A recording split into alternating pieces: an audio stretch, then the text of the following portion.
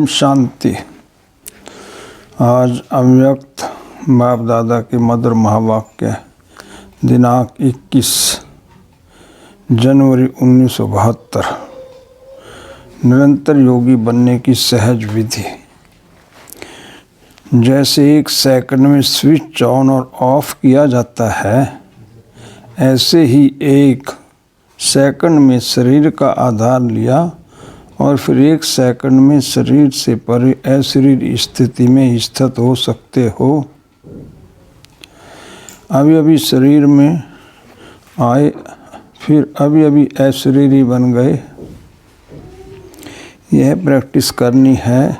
इसी को ही कर्मातीत अवस्था कहा जाता है। ऐसा अनुभव होगा जब चाहे कोई कैसा भी वस्त्र धारण करना व न करना, यह अपने हाथ में रहेगा। आवश्यकता हुई धारण की, आवश्यकता न हुई तो शरीर से अलग हो गए। ऐसे अनुभव इस शरीर रूपी वस्त्र में हो। कर्म करते हुए भी अनुभव ऐसा ही होना चाहिए जैसे कोई वस्त्र धारण कर और कार्य कर रहे हैं, कार्य पूरा हुआ और वस्त्र से न्यारे हुए। शरीर और आत्मा दोनों का न्यारापन चलते फिरते भी अनुभव होना है। जैसे कोई प्रैक्टिस हो जाती है ना, लेकिन ये प्रैक्टिस किन को हो सकती है? जो शरीर के साथ व शरीर के संबंध में जो भी बातें हैं, शरीर की दुनिया, संबंध व अनेक जो भी वस्तुएं हैं, उनसे बिल्कुल डिटैच होंगे, जरा भी लगाव नहीं होगा, तब न्यारा हो सकेंगे। अगर सूक्ष्म संकल्प में भी हल्कापन नहीं है, डिटैच नहीं हो सकते, तो न्यारेपन का अनुभव नहीं कर सकेंगे। तो अब महारथियों को यह प्रैक्टिस करनी है, बिल्कुल ही न्यारेपन का अनुभव हो। इसी स्टेज पर रहने से अन्य आत्माओं को भी आप लोगों से न्यारेपन का अनुभव होगा। ये वह भी महसूस करेंगे जैसे योग में बैठने के समय कई आत्माओं को अनुभव होता है ना। ये ड्रिल कराने वाले न्यारी स्टेज पर हैं। ऐसे चलते फिरते फरिश्तेपन के साक्षात्कार होंगे। यहाँ बैठे हुए भी अनेक आत्माओं को, जो भी आपके सतयुगी फैमिली में समीप आने वाले होंगे, उन्हों को आप लोगों के फरिश्ते रूप और भविष्य राज्य पद के दोनों इकट्ठे साक्षात्कार होंगे। जैसे शुरू में ब्रह्मा में संपूर्ण स्वरूप और श्री कृष्ण का दोनों साथ साथ साक्षात्कार करते थे, ऐसे अब उन्हों को तुम्हारे डबल रूप का साक्षात्कार होगा। जैसे जैसे नंबरवार इस न्यारी स्टेज पर आते जाएंगे, तो आप लोगों के भी यह डबल साक्षात्कार होंगे।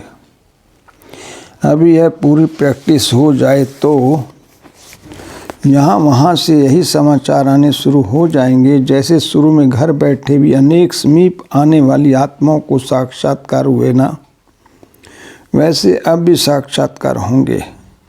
यहाँ बैठे भी बेहद में आप लोगों का सूक्ष्म स्वरूप सर्विस करेगा। अब यही सर्विस रही हुई है। साकार में सभी एग्जाम्पल तो देख लिया, सभी बातें नंबरवार ड्रामा अनुसार होनी हैं। जितना जितना समय आकारी फरिश्ते स्वरूप में होंगे, उतना आपका फरिश्ता रूप सर्विस करेगा। आत्मा को सारे विश्व का चक्कर लगाने में कितना समय लगता है, तो अभी आपके सूक्ष्म स्वरूप भी सर्विस करेंगे। लेकिन जो इस न्यारी स्थिति में होंगे, समय फरिश्ते रूप में स्थित होंगे। शुरू में सभी साक्षात्कार हुए हैं। फरिश्ते रूप में संपूर्ण स्टेज और पुरुषार्थी स्टेज दोनों अलग अलग साक्षात्कार होता था। जैसे साकार ब्रह्मा और संपूर्ण ब्रह्मा का अलग अलग साक्षात्कार होता था, वैसे अन्य बच्चों के साक्षात्कार भी होंगे। हंगामा जब होगा तो साकार शरीर द्वारा तो कुछ कर नहीं सकेंगे और प्रभाव भी सर्विस से पड़ेगा। जैसे शुरू में भी साक्षात्कार से ही प्रभाव हुआ था, परोक्ष अप्रोक्ष अनुभव ने प्रभाव डाला। वैसे अंत में भी यही सर्विस होनी है। अपने संपूर्ण स्वरूप का साक्षात्कार अपने आप को होता है। अभी शक्तियों को पुकारना शुरू हो गया है, अभी परमात्मा को कम पुकारते हैं। शक्तियों की पुकार तेज रफ्तार से चालू हो गई है, तो ऐसी प्रैक्टिस बीच बीच में करनी है। आदत पड़ जाने से फिर बहुत आनंद फील होगा। 1 सेकंड में आत्मा शरीर से न्यारी हो जाएगी, प्रैक्टिस हो जाएगी। अभी यही पुरुषार्थ करना है। वर्तमान समय पुरुषार्थ की 3 स्टेज हैं। उन तीनों स्टेजेस से हर एक अपनी अपनी यथाशक्ति पास करता हुआ चल रहा है। ये 3 स्टेजेस कौन सी हैं? एक है वर्णन, दूसरा मनन और तीसरा मगन।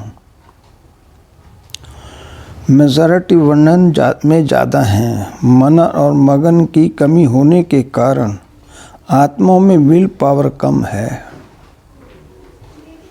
सिर्फ वर्णन करने से बाह्य मुक्ता की शक्ति दिखाई पड़ती है, लेकिन उससे प्रभाव नहीं पड़ता है। मनन करते भी हैं, लेकिन अंतर्मुख होकर के मनन करना इसकी कमी है। पॉइंट्स का मनन भले करते हैं, लेकिन हर पॉइंट द्वारा मनन अथवा मंथन करने से शक्ति स्वरूप मक्खन निकलना चाहिए, जिससे शक्ति बढ़ती है। भले प्लानिंग करते हैं, उनके साथ साथ सर्व शक्तियों की सजावट जो होनी चाहिए वह नहीं है। जैसे कोई चीज़ कितनी भी अमूल्य हो, लेकिन उनको अगर उस रूप से सजाकर न रखा जाए तो उस चीज़ के मूल्य का मालूम नहीं पड़ सकता है। इसी रीति नॉलेज का भले मनन चलता भी है, लेकिन अपने में एक एक पॉइंट द्वारा जो शक्ति भरनी है वह कम भरते हो, इसलिए मेहनत ज़्यादा और रिजल्ट कम हो जाती है। मन में प्लानिंग में उमंग उत्साह बहुत अच्छा रहता है, लेकिन प्रैक्टिकल रिजल्ट देखते तो मन में अविनाशी उमंग उत्साह उल्लास नहीं रहता।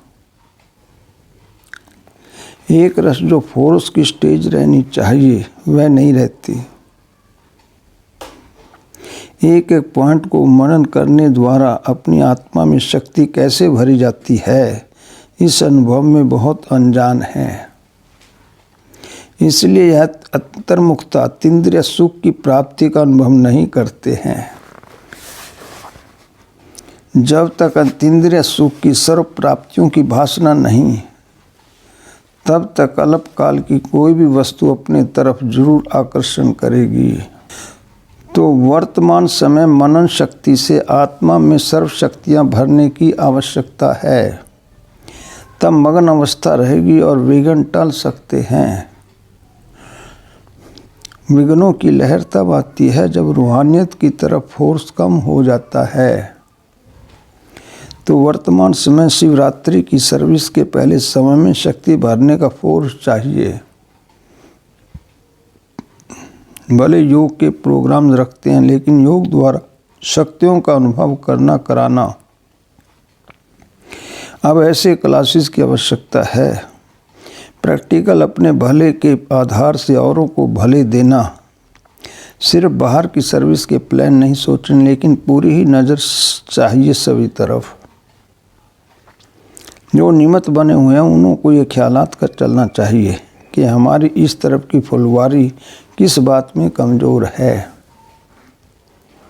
किसी भी रीति अपनी फुलवारियों की कमजोरी पर कड़ी दृष्टि रखनी चाहिए। समय देकर भी कमजोरियों को खत्म करना है। शक्तियों के प्रभाव की कमी होने के कारण चलते फिरते सभी बातों में ढीलापन आ जाता है। इसलिए विनाश की तैयारियां भी फोर्स में होते हुए फिर ढीले हो जाती हैं। जब स्थापना में फोर्स नहीं तो विनाश में फोर्स कैसे भर सकता है। जैसे शुरू में तुमको शक्तिपन का कितना नशा था, अपने ऊपर कड़ी नज़र थी। यह विघ्न क्या है, माया क्या है, कितना कड़ा नशा था। अभी अपने ऊपर कड़ी नज़र नहीं है। अपने कर्मों की गति पर अटेंशन चाहिए। ड्रामा अनुसार नंबरवार तो बनना ही है। कोई न कोई कारण से नंबर नीचे होना ही है, लेकिन फिर भी फोर्स भरने का कर्तव्य करना है। जैसे साकार रूप को देखा, कोई भी ऐसी लहर का समय जब आता था तो दिन रात साकाश देने की विशेष सर्विस, विशेष प्लान चलते थे। निर्बल आत्माओं को भले भरने का विशेष अटेंशन रहता था, जिससे अनेक आत्माओं को अनुभव भी होता था। रात रात को भी समय निकाल आत्माओं को साकाश भरने की सर्विस चलती थी। भरना है तो अभी विशेष साकाश देने की सर्विस करनी है। लाइट हाउस माइट हाउस बनकर सर्विस खास करनी है, जो चारों ओर लाइट माइट का प्रभाव फैल जाए। अभी यह आवश्यकता है। जैसे कुछ साहूकार होता है तो अपने नज़दीक संबंधियों को मदद देकर ऊंचा उठा लेता है। ऐसे वर्तमान समय में जो भी कमज़ोर आत्माएं संपर्क और संबंध में हैं, उनको विशेष साकाश देनी है। निरंतर देह का भान भूल जाए। उसके लिए हरेक यथाशक्ति नंबरवार पुरुषार्थ अनुसार मेहनत कर रहे हैं। पढ़ाई का लक्ष्य ही है देह अभिमान से न्यारे हो, देह अभिमानी बनना। देह अभिमान से छूटने के लिए मुख्य युक्ति ये है, सदा अपने सम्मान में रहो।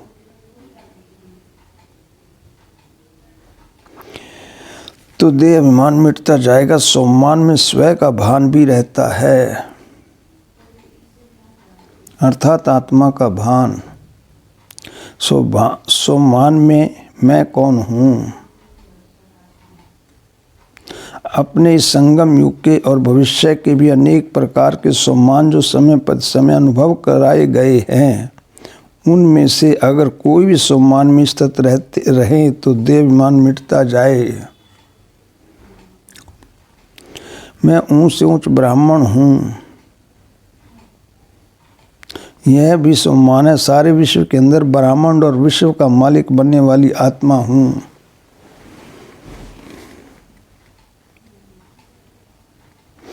यह भी सम्मान है। जैसे आप लोगों को शुरू में स्त्रीपन के देह के भान से परे होने का लक्ष्य रहता था, मैं आत्मा पुरुष हूँ।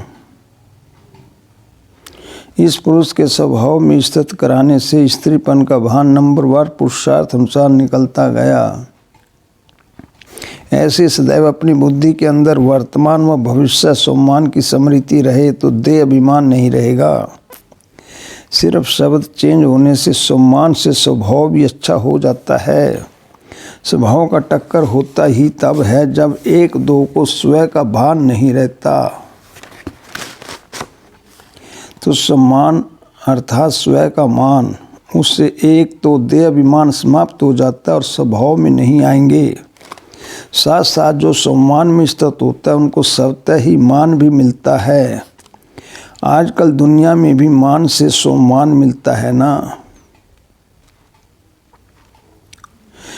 कोई प्रेसिडेंट है, उनका मान बड़ा होने के कारण सम्मान भी ऐसा मिलता है ना। सम्मान से ही विश्व का महाराजन बनेंगे और उनको विश्व सम्मान देंगे।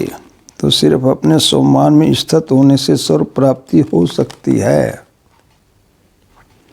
इस सम्मान में स्थित वह रह सकता है जिनको जो अनेक प्रकार के सम्मान सुनाए उनका अनुभव होगा। मैं शिव शक्ति हूँ, यह भी सम्मान है। एक होता है सुनना, एक होता है उस समान स्वरूप का अनुभव। तो अनुभव के आधार पर एक सेकंड में देह अभिमान से सम्मान में स्थित हो जाएंगे। जो अनुभवी मूर्त नहीं है, सिर्फ सुनकर के अभ्यास करते ही रहते हैं, लेकिन अनुभवी अब तक नहीं बने हैं, उन्हों की स्टेज ऐसे ही होती है। एक अपने सम्मान की लिस्ट निकालो तो लिस्ट बड़ी है उन एक एक बात को लेकर अनुभव करते जाओ तो माया की छोटी छोटी बातों में कमज़ोर नहीं बनेंगे। माया कमज़ोर बनाने के लिए पहले तो देहाभिमान में लाती है। देहाभिमान में ही न आए तो कमज़ोरी कहाँ से आएगी। तो सभी को अपने सम्मान की स्मृति दिलाओ और उस स्वरूप के अनुभवी बनाओ। जैसे समझते हो मैं मास्टर सर्वशक्तिवान हूँ, तो संकल्प करने से स्थिति बन जाती है ना। लेकिन बनेगी उनकी जिनको अनुभव होगा। अनुभव नहीं तो स्थित होते होते वह रह ही जाते हैं। स्थिति बन नहीं सकती और थकावट मुश्किल मार्ग अनुभव करते हैं। कैसे करें यह क्वेश्चन उठता है। लेकिन जो अनुभवी मूर्त हैं वह कड़ी परीक्षा आते समय भी अपने सम्मान में स्थित होने से सहज उसको कट कर सकते हैं। तो अपने सम्मान की स्मृति दिलाओ, अनुभवी मूर्त बनने की क्लास कराओ। जो आपके समीप संपर्क में आते हैं उन आत्माओं के अनुभव कराने का सहयोग दो। अभी आत्माओं को यह सहयोग चाहिए। जैसे साकार द्वारा अनुभवी मूर्त बनाने की सेवा होती रही है, ऐसे अभी आप लोगों के समीप जो आत्माएं हैं उन्हों की निर्बलता को, कमजोरियों को अपनी शक्तियों के सहयोग से उन्हें भी अनुभवी मूर्त बनाओ। चेक करो कि जिन आत्माओं के प्रति निमित्त बने हुए हैं वे आत्म सम्मान की स्थिति के अनुभवी हैं। अगर नहीं तो उन्हों को बनाना चाहिए। ये मेहनत करनी है। अगर राजधानी के समीप संबंध में आने वाली आत्मा ही कमज़ोर होंगी तो प्रजा क्या होगी। ऐसी कमज़ोर आत्माएं संबंध में नहीं आ सकती। अब अपनी राजधानी को जल्दी जल्दी तैयार करना है। पिछली प्रजा तो जल्दी बन जाएगी, लेकिन जो रजाई के संबंध में संपर्क में आने वाले हैं उन्हों को तो ऐसा बनाना है ना। ऐसा ध्यान हर एक स्थान पर निमित्त बनी हुई श्रेष्ठ आत्माओं को देना है। मेरे संपर्क में आने वाली कोई भी आत्मा इस स्थिति से वंचित न रह जाए, यह ध्यान रखना चाहिए। खुद ही अपने में कोई शक्ति का अनुभव अगर नहीं करते हैं तो औरों को क्या शक्ति दे सकेंगे। जो आत्माएं चाहती हैं, समीप आती हैं, समय देती हैं, सहयोगी बनी हुई हैं, ऐसी आत्माओं को माता पिता द्वारा तो पालना नहीं मिल सकती। इसलिए निमित्त बनी हुई अनुभवी मूर्तियां द्वारा ये पालना मिले। अगर ये चेकिंग रखो तो कितनी आत्माएं ऐसी शक्तिशाली निकलेंगी। आधा हिस्सा निकलेंगी जिन्होंने डायरेक्ट पालना ली है। उन्हों में फिर भी अनुभवों की रचना भरी हुई है। औरों की यह पालना होनी आवश्यक है। तो हर एक टीचर को अपने क्लास का ये ध्यान रखना चाहिए। शरीर के साथ व शरीर के संबंध में जो भी बातें हैं, शरीर की दुनिया, संबंध व अनेक जो भी वस्तुएं हैं उनसे बिल्कुल डिटैच होंगे। जरा भी लगाव नहीं होगा तब न्यारा हो सकेंगे। अगर सूक्ष्म संकल्प में भी हल्कापन नहीं है, डिटैच नहीं हो सकते तो न्यारेपन का अनुभव नहीं कर सकेंगे। अच्छा, ओम शांति।